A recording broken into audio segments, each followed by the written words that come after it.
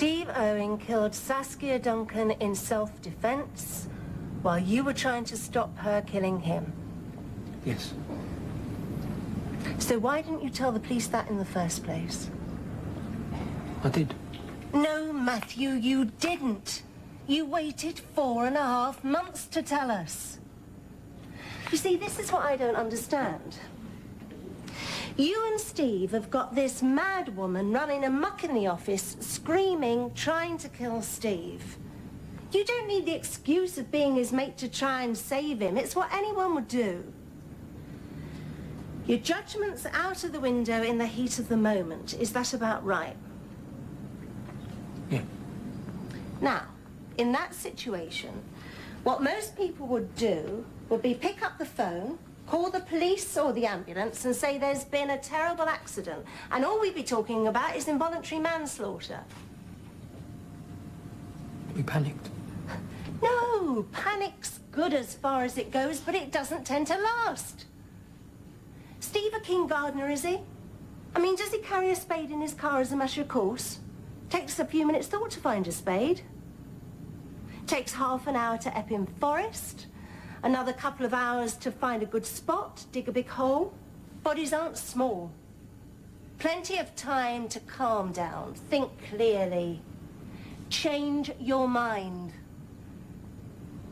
What you and Steve Owen did was not an act of panic. It was carefully thought out and planned. But I wanted to tell him at the time, well, what you said. I said to Steve, I begged him. But he wouldn't let me. How could he stop you, Matthew? You ever seen someone killed? I've seen dead bodies. No, but killed in front of you. No.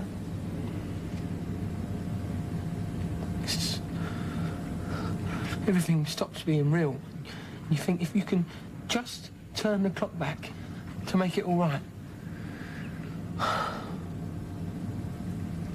But it doesn't work like that. You've got this face. Every night at this face.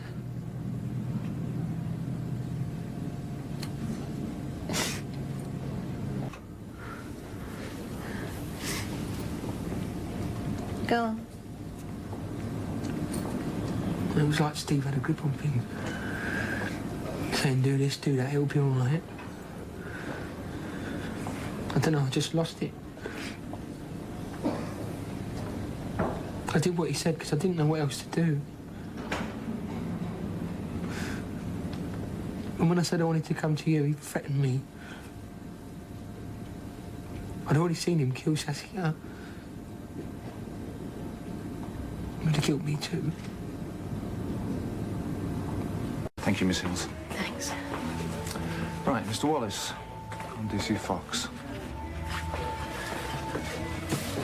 Where were you? Listen, before you say anything, I just want to tell you that I had absolutely nothing to do with this. I don't know anything about it. All I know is that I work at the same club as Matthew Rose, and I live in the same house. Didn't you think it was a bit odd at the time? Well, yeah, of course I did. I mean, we all did, you know, we were all for reporting the burglary, like, but Matt wouldn't let us. He said something about having dope in his rucksack. It's really weird, actually, because, that's not Matt's scene. So what is his scene? Huh? Oh, booze. Booze, yeah. Especially over the past few months. I suppose it all makes sense, because if Matt had something to do with the murder, then he'd be drinking like to blank it all out. I've never been that scared. And then it was just too late and it was all over. She'd gone. Just want it all to...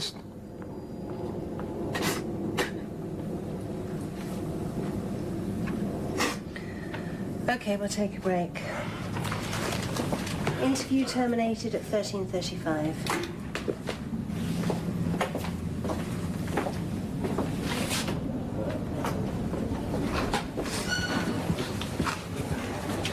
Either tell him the truth or he's a world-class actor. I've not seen many kids who can do hysterics to order. It just has the ring of truth to it, you know, the panic, the freaking out, the way he let himself be led. I don't know. Get Owen down here again. Here. What are the old bills still hanging about for? Oh, they're just talking to everyone, mate. Hey, listen, it's becoming known as the St. Valentine's Day Massacre. St. Valentine's Day? Yeah. Yeah, it's a movie. Yeah, I know that. I didn't know that was the night she was killed.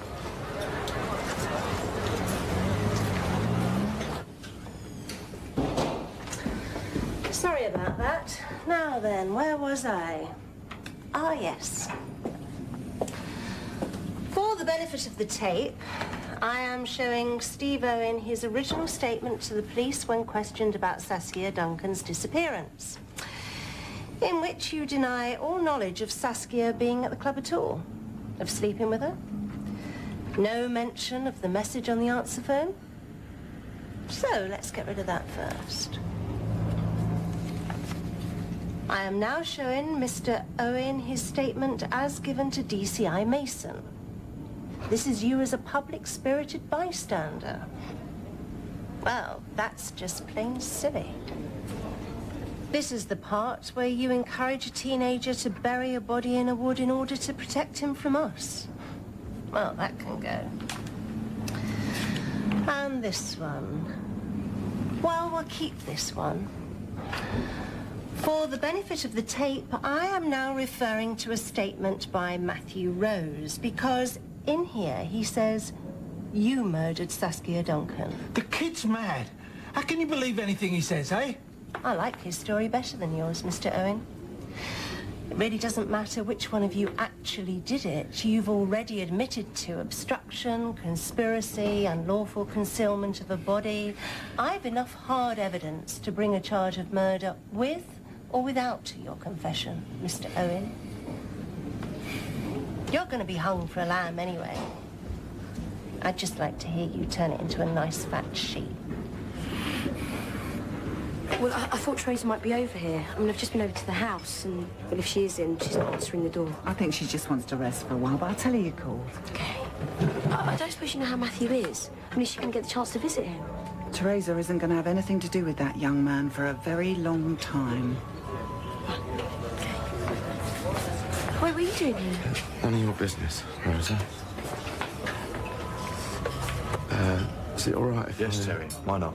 Everyone else is.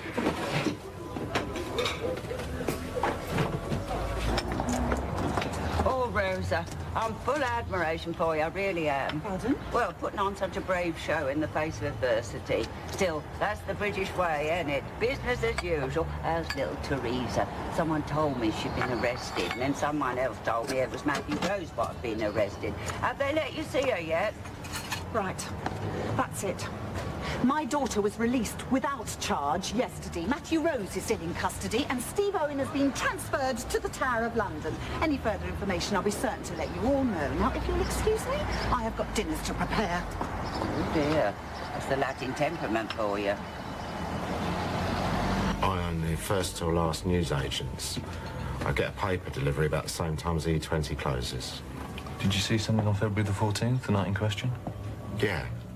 I saw Steve and Matthew packing up after the gig. They had a brief chat. I went off, and they carried on loading this big bundle into Steve's car.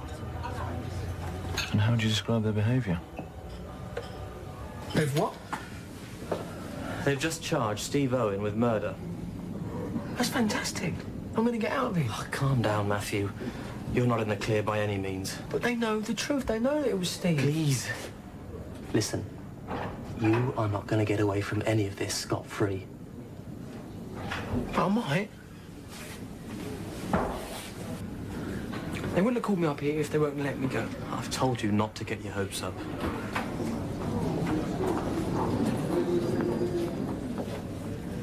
I know you charged Steve. Are you going to let me go now? Oh, you're good. What? All that stuff about nightmares, about panic, being led astray by an evil genius. all the tears. Class act, Matthew. What are you talking about? Talking about this. It's a statement by a witness who met you that night as you were loading Saskia's body into Steve's car. They weren't upset or angry or anything, just, you know, normal. But that doesn't mean a thing. You nearly had me fooled, you know. I almost doubted my own judgment. You weren't scared, you weren't in a panic. You were normal. What you and Steve Owen did that night was cold, premeditated murder. And that's what I'm going to charge you with.